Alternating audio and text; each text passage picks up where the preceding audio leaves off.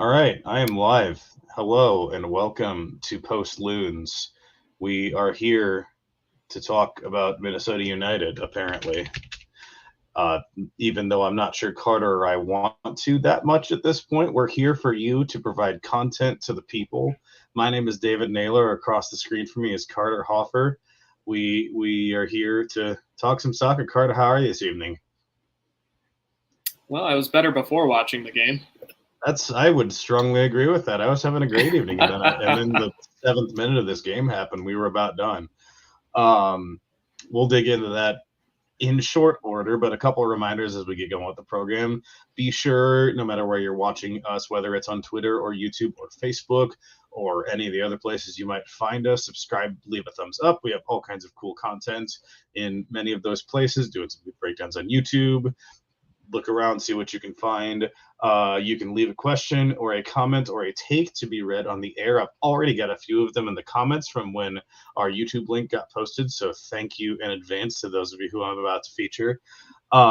If you want to continue to support us and our work at Sota Soccer, you can take the next step and directly support us at patreon.com/Sota Soccer for as low as $3 per month. Carter and I, believe it or not, are paid to be here, which is at least part of the reason why we're here tonight. So if you like having this space and like making us be here to talk about a bad soccer team, feel free to contribute some money to that end. And with that, let's dig into this. So if you missed the game and just saw this come up on your Twitter timeline, Minnesota United lost badly this evening in sunny Canada and Montreal to CF Montreal. The final score of the game was 4-0. Montreal, goals coming 2 in the first half, 2 in the second half, and 2 from former Minnesota United striker Mason Toye. What a coincidence that happens to be. So Toy scored in the 7th minute, the 57th minute. Brock Gillard scored in the 12th minute, and Camacho scored in the 76th minute for Montreal. So let's go ahead and dig into this with a comment from Dave Valensky. Thank you, Dave. Thank God for international break.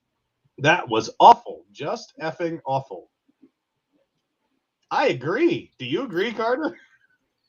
No need to sugarcoat it. I like where Dave's coming from. It was straight up bad, kind of the whole game. The first half in particular, they didn't look like they'd shown up for the game. There are games, I said this on Twitter while we were watching the game. There are games where I trust them when they're playing out of possession to counter and to move with precision and to move with threatening ability. This was them just kicking the ball in the touch over and over whenever they got the ball, and Montreal taking a healthy advantage of that and having all of the ball and all of the chances and all the important events. Yeah, it's really rough when you see any sort of the defense and the midfield just shoving the ball up there and not even attempting to connect play, not even attempting to just get something going. Because if we're not even trying to build something up, what's the point? Why are we playing? It's just I should have been keeping better track of it and taking better notes during the first half. I wanted to see if literally every outfield player from Minnesota had kicked the ball into touch at least once, because I can remember moments from 7 or 8 of the players who just kicked the ball into nowhere. It wasn't a clear. It was just you missed badly and you lost the ball. I mean, what can we expect from them? They are only professional football players. And then several of whom have been playing for this team for a number of matches, years at this point. So it's certainly not a matter of they don't know where the other players are going to be. Everyone has their things that they're going to do and things that the other players on their team should be looking for. And yet we still just send these passes into nowhere, into the other team. I saw quite a few of them just directly to Montreal.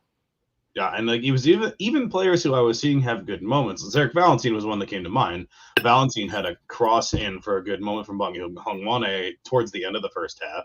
But Valentin had one where he just kind of passed the ball straight to a Montreal player coming up midfield. Just kind of didn't seem like he was paying attention or was all the way awake, or like just kind of steering without looking a little bit.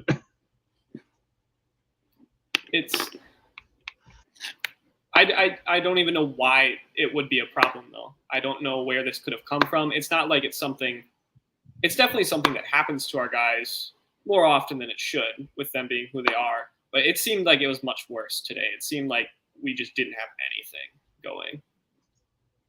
So I'm going to transition to a different point out of that. Emmanuel Reynoso, we've talked a lot about the first half now. Emmanuel Reynoso came on at halftime for Amanda Garcia, and that was the decision that it made. It led to some interesting strategical things, but the team looked much better with Reynoso on the field. The chances looked like they were there. The chances were created both from Reynoso and from Reynoso to other players. I'm going to bring up a comment from FootTrap10 on YouTube here. Should have started Reynoso and seen how he felt at halftime. Going down 2 goals so early is a psychological block that is hard to overcome. Carter, do you agree or disagree with this take? I agree with the take, but I think Heath did the right thing.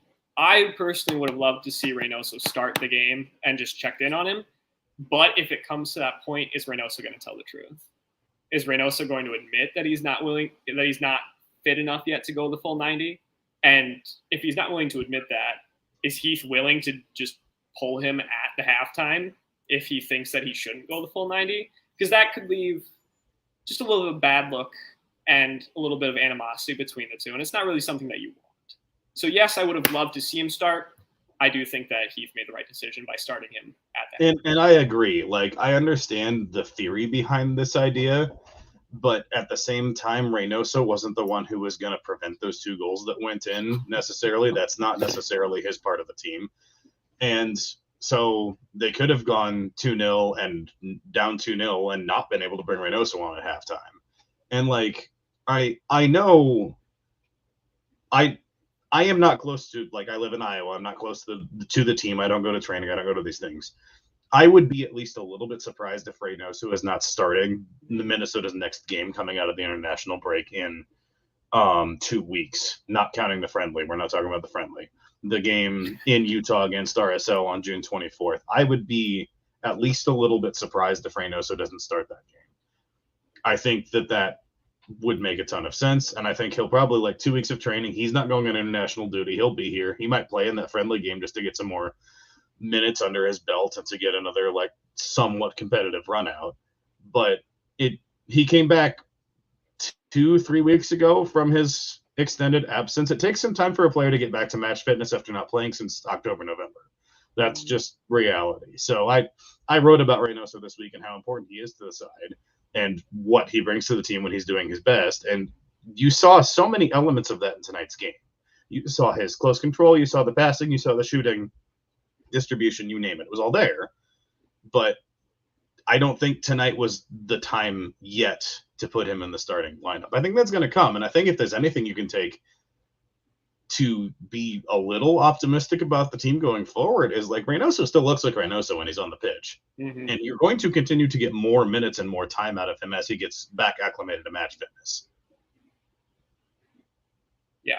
Thankfully, he doesn't look like he's just fallen off a cliff from being away from the game for so long. He doesn't really look like he's been away from the game for as long as he has been. He doesn't look like he's only been training for 2 weeks. He is still Reynoso. So, like you said, it's nice. It's very nice to see that still being there. Let's I'm saving a certain theme in our comment section for later in this program. Carter, do you want to hit one of your 3 things? Yeah, I would love to just talk about the fullbacks for a little bit here. Taylor had a rough first half, man. He had a rough first half. That second goal. They targeted him just absolutely mercilessly. They knew it too. Mm-hmm. And he was on the left side for the first half, right? And then he switched over to the right when Paddleford came on? I believe so, yeah. Okay. Yeah, he definitely played much better in the second half, which thank goodness. But that first half, the second goal just did not know where his guy was. Ball went right over him. He cut in. He put it into the top of the net. Nothing anyone else could have done about it. That was pure positioning. And then, like you said, they were targeting him. I saw Montreal do the exact same thing in that first half. And he just wasn't able to finish it. I think that was the one they played into Toy, and Toy had that scissor kick, that Boxel blocked. Thank God, because otherwise that the Boxel blocked banger of a goal. I said at the time, like, I would have cheered that goal because that would have been just obscene if I had hit that. Oh, it would have been crazy. You can't. All things aside, Loons are my team. That would have been a spectacular goal. I love Just seeing nuts. things like that.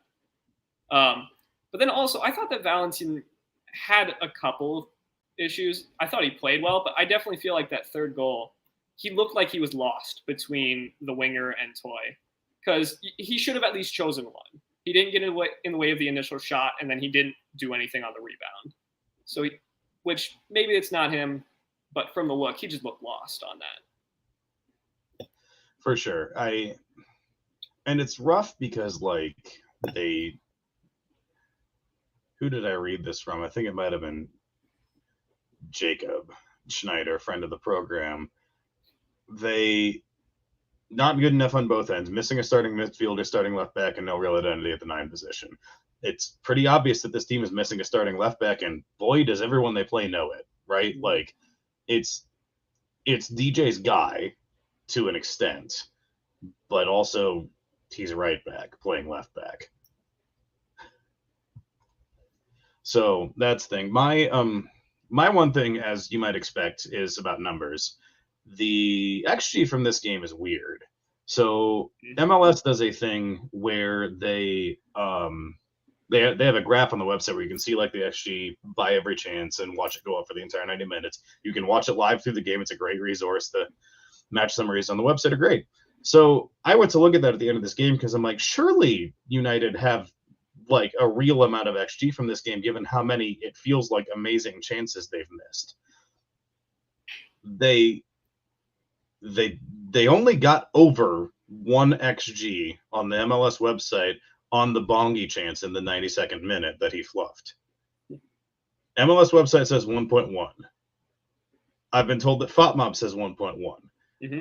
The Apple broadcast at the end of this game put up their stat block and said that Minnesota had 2.2 XG. Now, okay, it's just a number, right? Like, it can be right, it can be wrong. I don't think I've ever seen a single game with a discrepancy of over a goal between one source and another.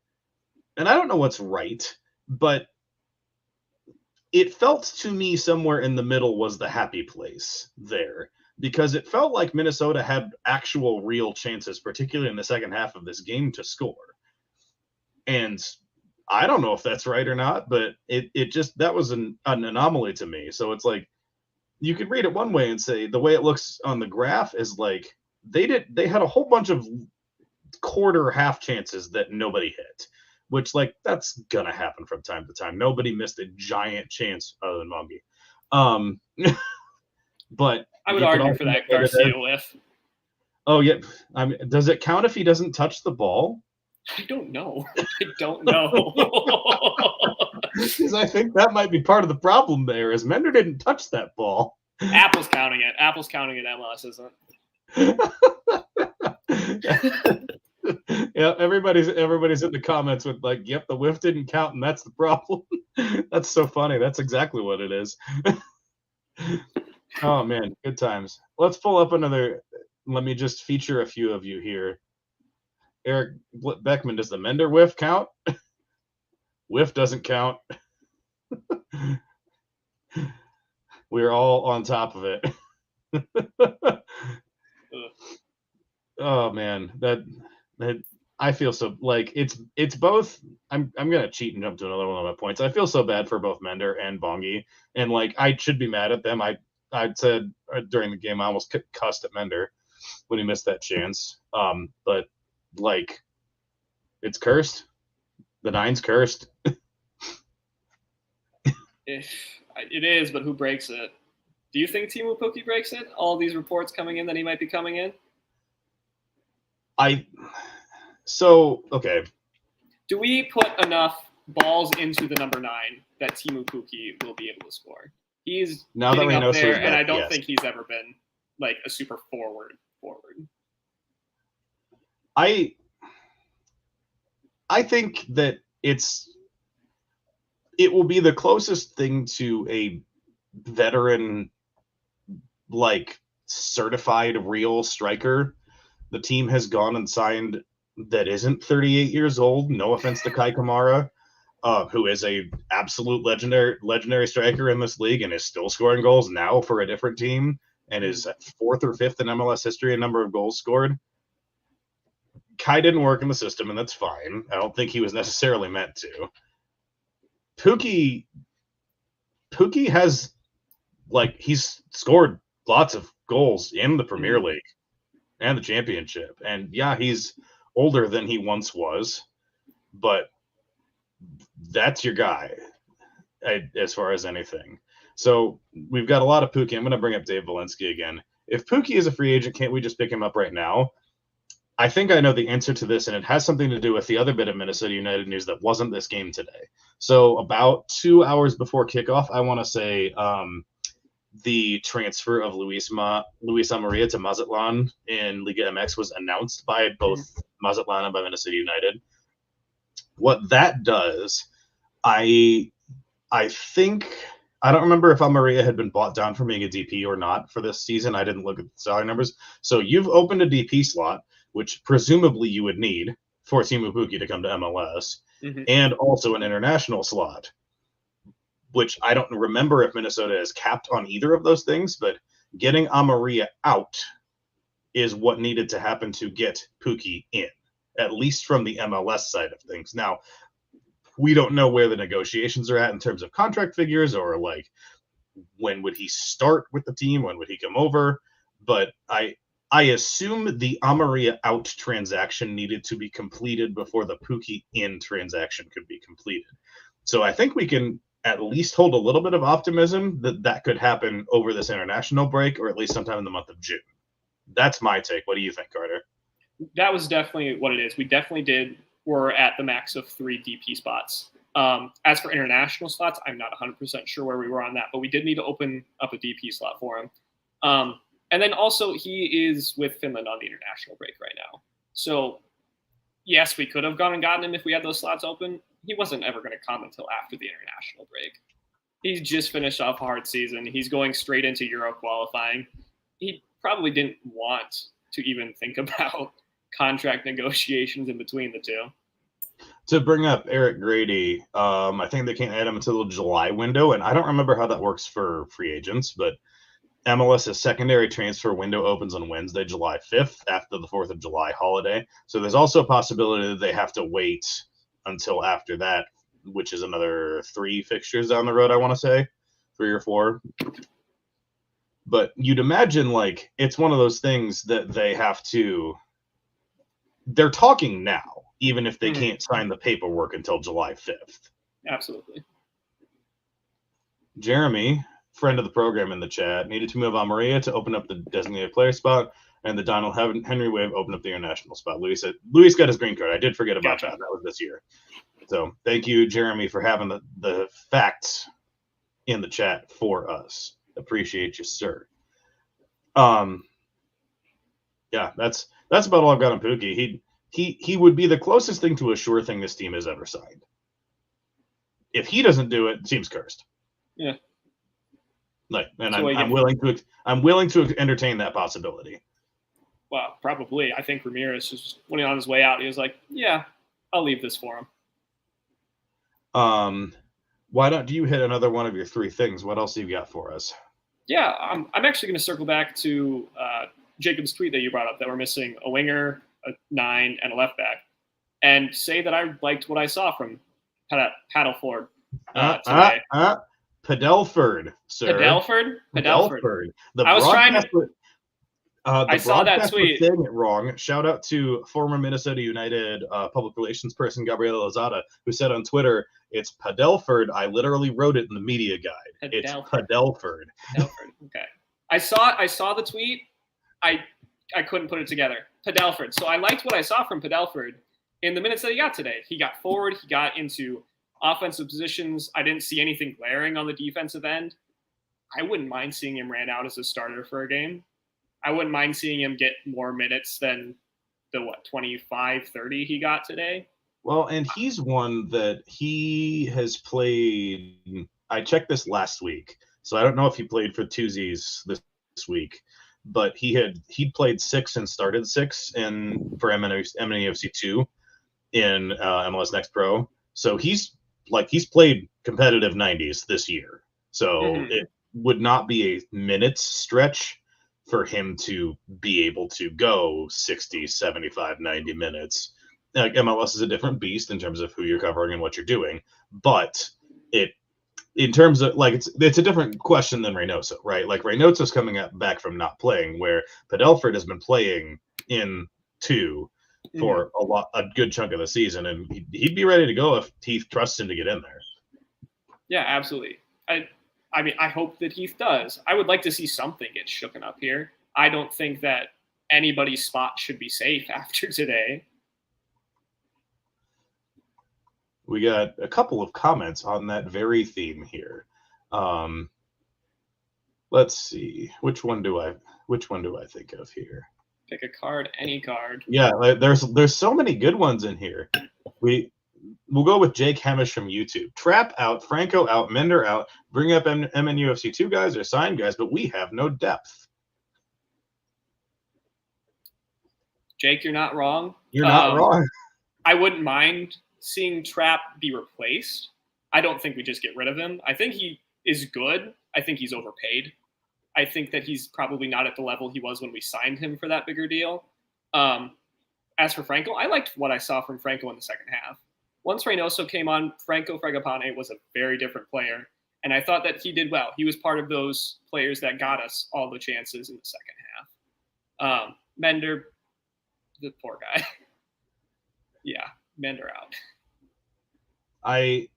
To bring a point up, another one from Dave Valensky, which I actually agree with this point. Franco totally connects with Reynoso. Without him, he's a deer in headlights.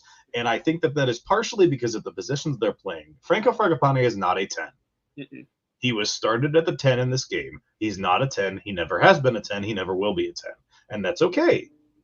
He's an attacking left side midfielder. He goes next to the 10. That's where he goes.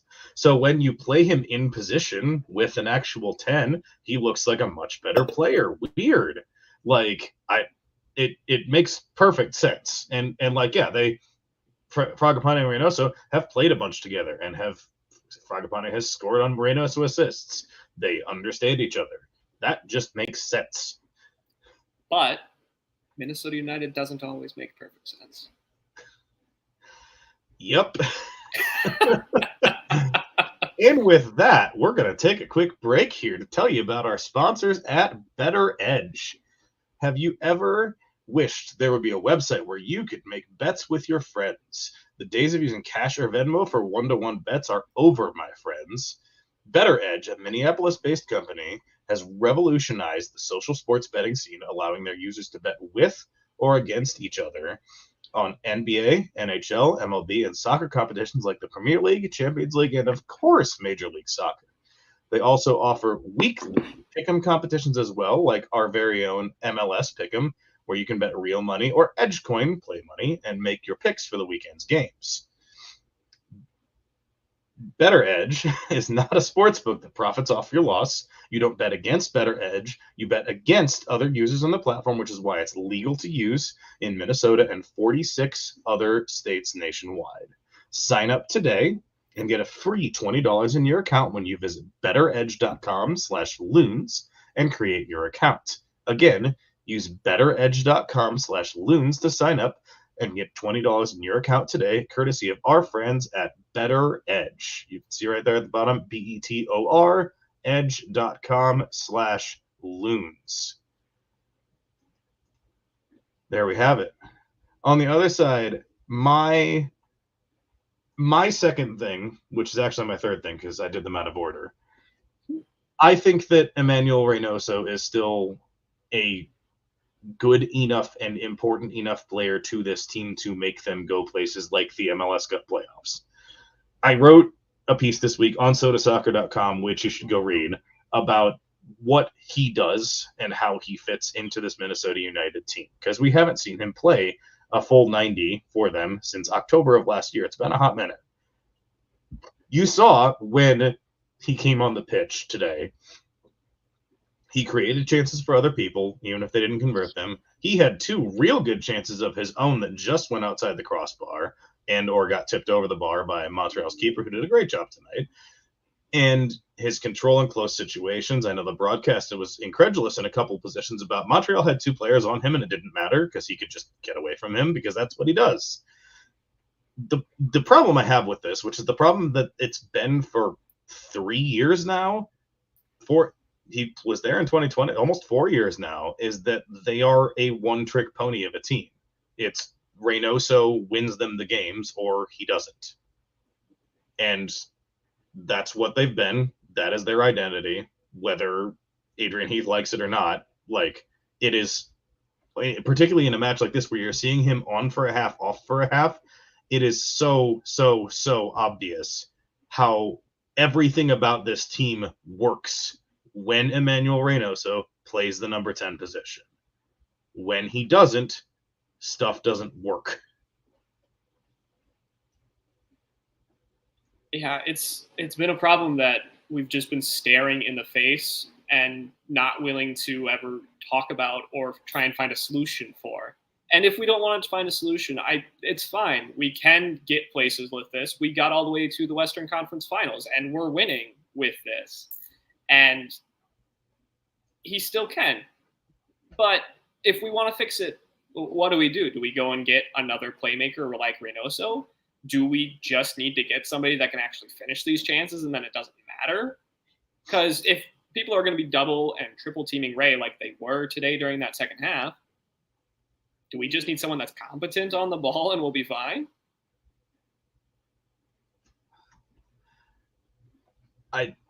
That's been the question for the 7 years this team's been in MLS, pretty much, is put somebody in the 9. Like, it's the comments that have been around on Twitter and other places is how many former Minnesota United strikers have scored multiple goals in MLS this year? Because it's at least 3.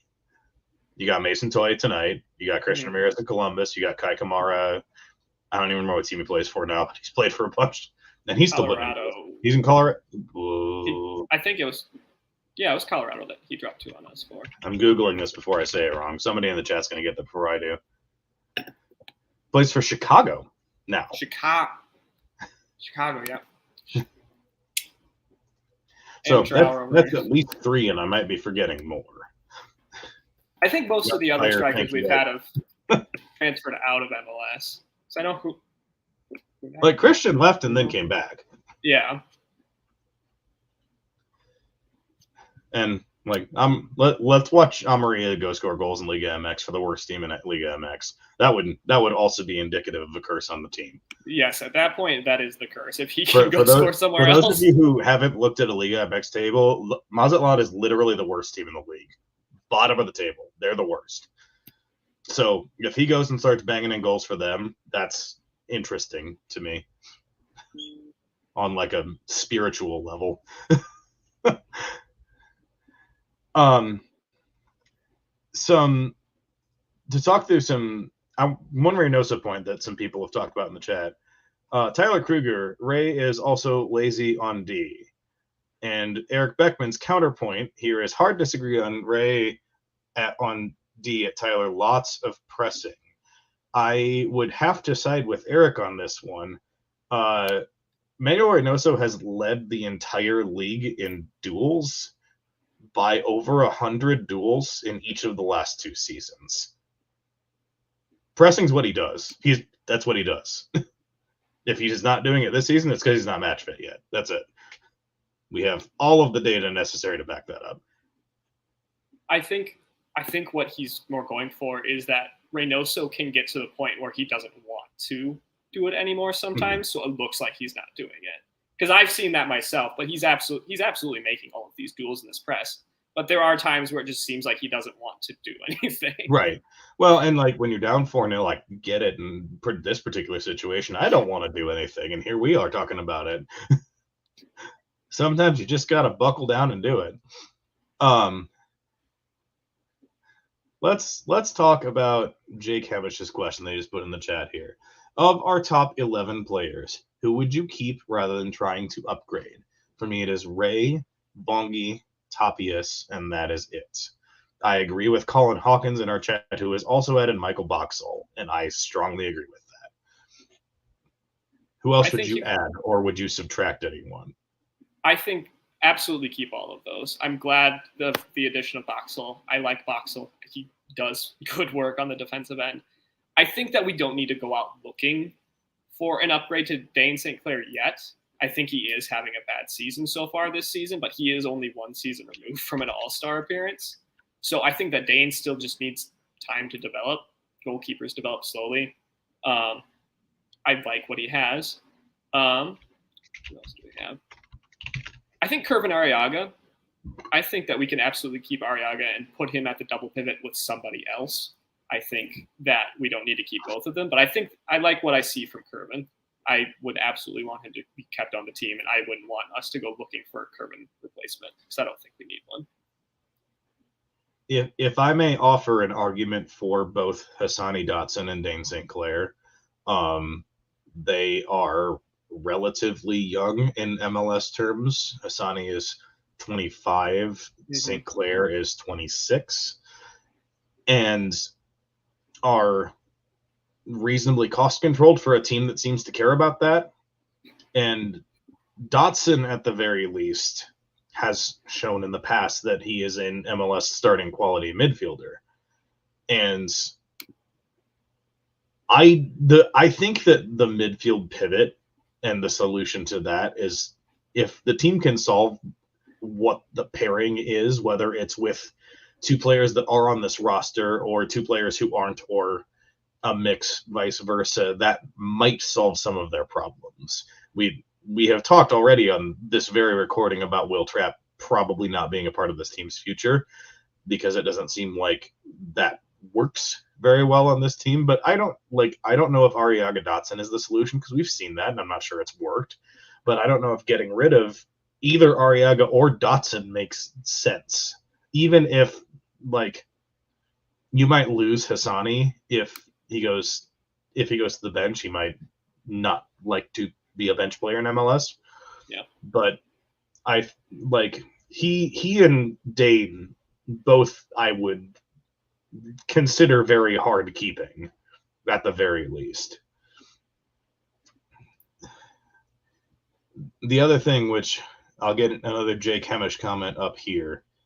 Missing Lod, I think, hurts as well. I have been one to sing the praises of Robin Lod many times for many years on many different podcasts, even when he was playing not very well for Minnesota United. It sucks because, number one, he's a stopgap in 4 different positions. And number two, he's still probably your team's best right winger, even with the form Bongi had been in, even though the last couple games have been a bit rough for him. This is one of those things with Bongi not hitting all the goals where you remember that this team's attack, in theory, if everybody's healthy, is if they sign Pukki, put Pukki up top, and then Fragapane, Reynoso, Lod is the attacking 3 behind. And that has worked really well. So missing him sucks on 4 different levels because it's the depth and it's the quality. Yeah, he easily slots in to quite a few different positions as a starter if we need him as a starter. So having him out for however long he's out for is going to be rough. I don't think it's a full season injury. I think it's a few months. But it's definitely someone that we're going to miss because Robin Lod is just a good player. Through and through. For sure. So, but we've got Ray, Bongi, Tapias, Boxy, and then if you wanted to include Lod in this conversation, he's a keeper for me. Let's talk about Bongi for a little bit because Tyler Kruger here. If Bongi had the finishing, he would be a monster. So we've seen him finish this season. He's done it. But we've also seen moments like tonight in the 92nd minute where it looks like he's in his head right now. When you have the chance that he had where he got a cross into the box 4 yards out from goal, came right to his feet, tries to kick with his right foot and hits himself in the left foot with the ball. That's a mental thing. Like that's the kind of thing that a player whose confidence is there, that doesn't happen. So it's weird to me that that's just completely gone right now.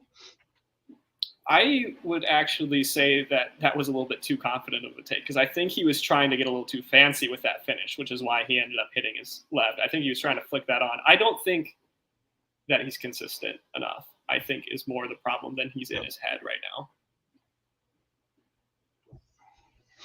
And then then Mender, right?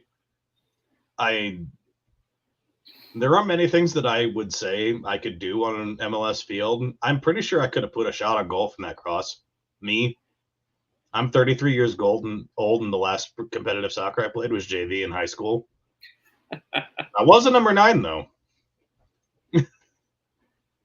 I would say that I'd probably be as consistent. I would hit a ball, but I would also whiff on something like that. I've played enough up here to know that I still whiff on some of these chances. I'm not telling you how hard I would hit it, but I'm pretty sure I could get it on goal. Pretty sure, I think. Yeah, I don't know what he was doing in the first half. He wasn't getting on the ball. He wasn't making runs into channels. He wasn't doing anything to open up the pitch for his teammates. I don't know what Mender needs to be doing different other than all of it, which is just too much to ask. Right. Like, is he going to play the Abu Danladi role of years past of we're going to hit long balls and you're going to go chase them? Because he needs to go chase them if we're going to do that, and we need to provide them. It doesn't look like that's the plan because it's not happening. So what is the plan? I wish we were making long balls over the top and let people go chase them. Absolutely, like Bongi and Mender Garcia go chase some balls. Let everyone else get up the field behind them, play it back. I've seen Arriaga hit and Rosales hit so many goals as these like late arriving eights. Let's do that. And Dotson. Hassani bangers only Dotson. Let's not forget about that. Absolutely. You're right. But why aren't we at least trying something like that? And that brings us to the conversation point that so many of you have contributed to our chat. We'll go with Chris Appleby because I saved this one from early. This team is just not playoff level, and I don't think any number of new players can fix that. # Heath out. There is a large amount of Heath out in our chat this evening, as you might expect after getting spanked 4-0 in Montreal. So, are you Heath out, Carter? Is it time? I am Heath out for the sole matter that what he has does work, but it only works to a certain point. We will absolutely make the playoffs this year. I think we will. 9 teams do it. We're going to make it. Does it matter at this point? We've made the playoffs for the past however many years. We haven't gotten close except for the 2020 season. At this point, we need to move past just making the playoffs. And if that's changing the coach, I'm happy to do it. I like Adrian. I think what he does works, but it doesn't work well enough. And how I would answer this is to lead into another theme from our comments, which from Waters YTH on YouTube. At what point do we blow the whole thing up? Because this isn't the same as like the NBA or the NHL where you trade all your good players and you tank for a year and get the number 1 player in the super draft. We don't get to take Lionel Messi in the super draft. Unfortunately, he gets to go to Miami. Because that's not as much how MLS works in terms of talent acquisition. The super draft is good, but getting the number 1 pick in the super draft isn't that big of a deal.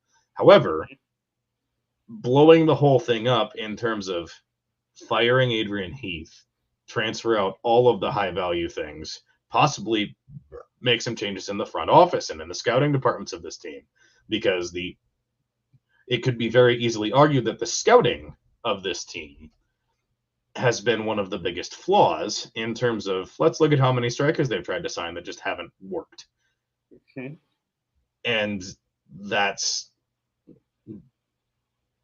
I don't know, like, the concept of blowing it up doesn't make sense to me in MLS, but at the same time, as a Tottenham Hotspur fan, that shoulder, there is something to be said for it's time to just kind of get rid of about half your team and let it ride for a season and see what happens. And that might be better psychologically for you at the very least. But competitively, Minnesota United wasn't competitive tonight. So the argument would be if they would be as competitive as they were tonight with a team of MNUFC 2 players signed up to small contracts and youth players signed up from the USL Championship or signed from Central America or from smaller European leagues. Go out, sign players like a Songbin Jong, for example. Songbin is 20, 21 years old. Like, that's the archetype of player that you want to try to develop. And then if you do all of that, you're probably going to lose a whole bunch. And you might want the coach who you want in charge of those players once they've developed for a year or two. And I think it's a very valid question to ask if that's not what Adrian Heath would want to be in charge of, or nor should he be in charge of that if they make that choice.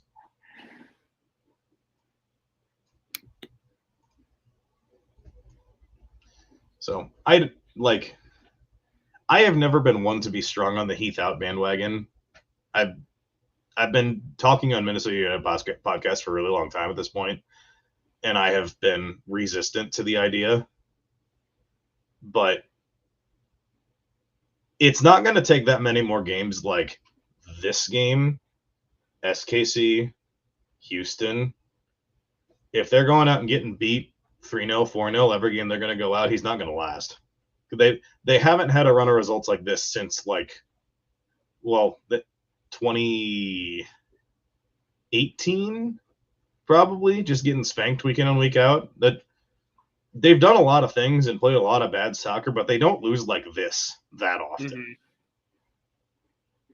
Which I think is part of why Adrian Heath is still employed by Minnesota United. These are the kinds of games that get your coach fired. Yeah. Usually if we open the floodgates like that, we at least score too. Yep. And it makes us feel a little fuzzy. Well, inside. I went back and looked in the stats to see when the last time we allowed 4 goals was. Which the last time was 4-1 in Kansas City, September of last season. But before that were the games in, I think, August of last year where they were 4-3 and 4-4, mm-hmm. Which, if we're playing that kind of game, let's play that kind of game. I'm good with that. I could watch a 4-4 and not be that mad about it, probably. Well, you'd be happier than tonight, at the very least. Right. Tonight was just, suck all the joy out of everything I have enjoying watching this team.